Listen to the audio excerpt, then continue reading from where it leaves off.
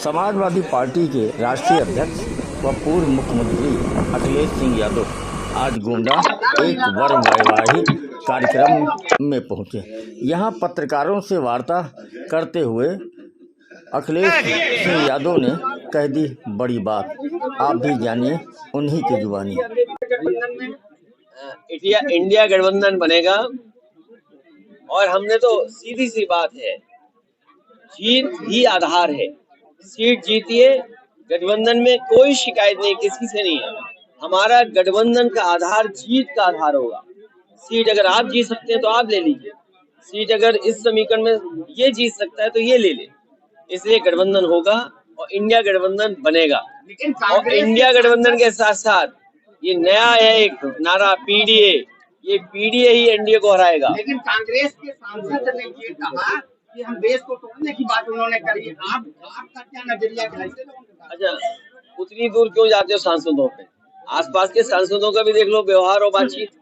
क्या वजह है? सुनने में आ रहा है, देखिए सुनने में आ रहा है कि भारतीय जनता पार्टी की तैयारी है कि अपने सभी सांसदों की टिकट काट दी जाए, केवल एक को छोड़ करके।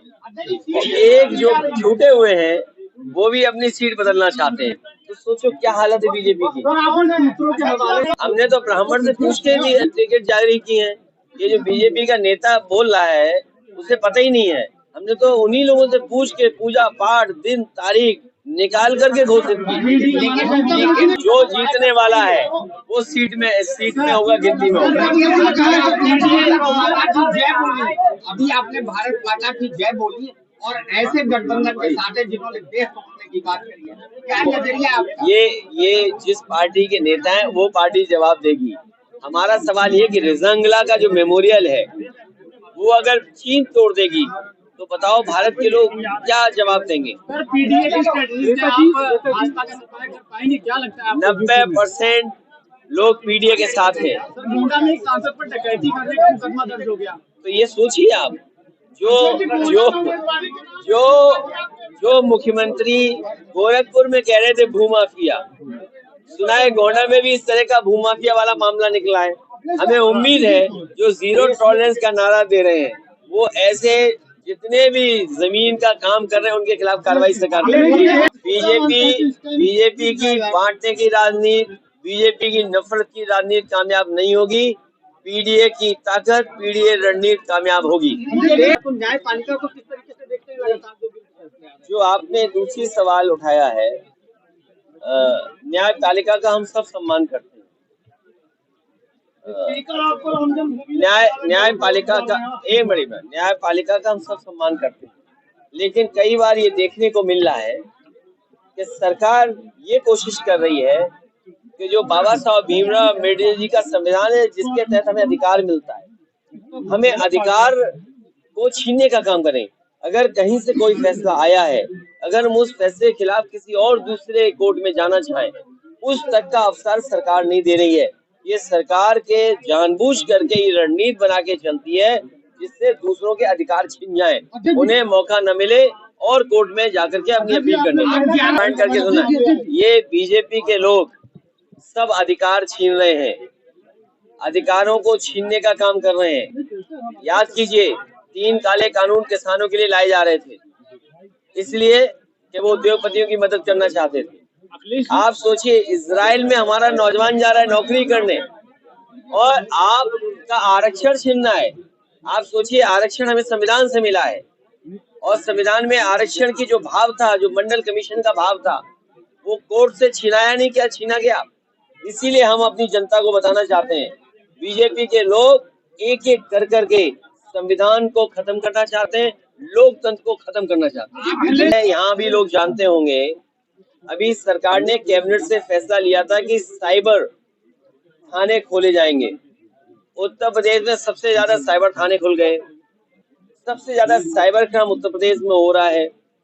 तो ये कहीं ना कहीं सवाल खड़ा करता है, लेकिन क्योंकि चुनाव बिल्कुल करीब है इसलिए समाजवादियों ने संकल्प लिया है और जनता से भी हम अपील करेंगे, अपने पीडीए के लोगों से अपील करेंगे जो वंचित हैं, शोषित हैं, जो दुखी हैं, जो अपमानित हुए हैं कि सब मिलकर के ईवीएम से बीजेपी को हटाओ, बीजेपी को हटाओगे तो बीजेपी को हटाओगे तो ईवीएम भी हटेगी। मैंने कहा पीडीए की जनता से मैं कहता हूँ, क्योंकि पीड़ित और जो लोकतंत्र पर भरोसा करते हैं, जो बाबा साहब भीमराव अम्बेडकर जी के रास्ते पे चलना चाहते हैं, जो डॉक्टर राममनोहर लोहिया के रास्ते पे चलना चाहते हैं, जो समाजवादी लोग हैं, जिन्हें अपने देश के संविधान पे भरोसा है, वो सब मिलकर के बीजेपी को हराएं। बीजेपी को हराने से ईवीएम हटेगी। 80 हराओ, ईवीएम हटाओ। दुख है इस बात का, मुझे दुख है इस बात का कि पुलिस सो रही है। बताओ, हंसिए से बैंक लूटी जा रही है और जो लोग पीड़ित हैं उन्हें न्याय नहीं मिल रहा। इस सरकार में ये जो मुझे मिला है कि किसी परिवार के साथ घटना हुई है और उसे न्याय नहीं मिला है, सदन में भी रखूंगा, पत्र भी लिखूंगा, सरकार को जगाने का काम भी करूंगा। जब न्याय नहीं मिल रहा है, वो भी ब्राह्मण समाज के, और अगर अंकित तिवारी की जो हत्या हुई है उसे अगर न्याय नहीं मिल रहा है, तो अगर सरकार से आप सवाल पूछोगे तो आपके पैरों की तरफ हाथ कर देगा कोई और कहेगा भैया भैया भैया भैया। स्पीकर ले जा रहा है, विधानसभा स्पीकर ले जा रहे, ले जाए जिनको ले जाना है। आप जाएंगे? नहीं, हमें तो पूछा ही नहीं, हमें तो पूछा ही नहीं। अच्छा, जब भाजपा कोई कार्यक्रम तय कर रही है और आपको समझना चाहिए क्यों ये आड़ में छिप गए। महाभारत नहीं पढ़ा, रामायण नहीं देखी, तो हमने सबने देखा है महाभारत रामायण, ये छिप गए हैं क्योंकि इनके पास बेरोजगारी का जवाब नहीं है। बेरोजगारी 90% नौजवान बेरोजगार हैं। कोई निवेश आया गोंडा में, 40 लाख करोड़ के एमओयू किए, कुछ जमीन पर पहुंचा। बिजली कितनी महंगी है, आपका सरसों का तेल कितना महंगा है, जो लोग नमक देते थे नमक कितना महंगा है आज, दाल कितनी महंगी है, और किसान की पैदावार की कीमत नहीं मिली। ऐसा है जब आपको मुझे धार्मिक व्यक्ति लगते हैं तो मुझे लगता है ये धार्मिक व्यक्ति है, और धार्मिक व्यक्ति जो होता है वो ये जानता है कि भगवान जब बुलाएंगे तब जाएंगे। तुम्हारा बुलावा नहीं आया तो नहीं गए, हमारा ही बुलावा नहीं है, हम नहीं जाएंगे। और सुनिए, जब आपका बुलावा आएगा तो आप रोक नहीं पाओगे। एक मिनट, तुम्हारे लोकल मुद्दा अंकित तिवारी की हत्या, उसको न्याय मिलना चाहिए। लोकल मुद्दा तो हंसिया नहीं दिखाई दिया, तुम मत जाना, मोबाइल अच्छा होगा तो हंसिया लगा के तुम्हारा मोबाइल छीन लेगा कोई। और आपके गोंडा में क्या नहीं हो रहा बताइए, कितनी घटनाएं बताऊं मैं गोंडा की। आपकी हंसिया वाली तो दिखाई दे रही होगी, ये देखिए हंसिया से चोरी हो गई, हंसिया से बैंक डकैती हो गई। अच्छा, ये देखिए अंकित तिवारी हत्याकांड, अंकित तिवारी हत्याकांड देखिए आप, देखिए टिकट करने वाली है। मुझे नहीं पता किसकी टिकट कर रही, लेकिन ये पता है एक के सिवाय सबकी टिकट कट रही है। गठबंधन की बात करते हैं, सबकी टिकट कट रही है एक के सिवाय। अगली बार बता दो 79। चलिए, प्रेस के लोगों का धन्यवाद, बहुत धन्यवाद।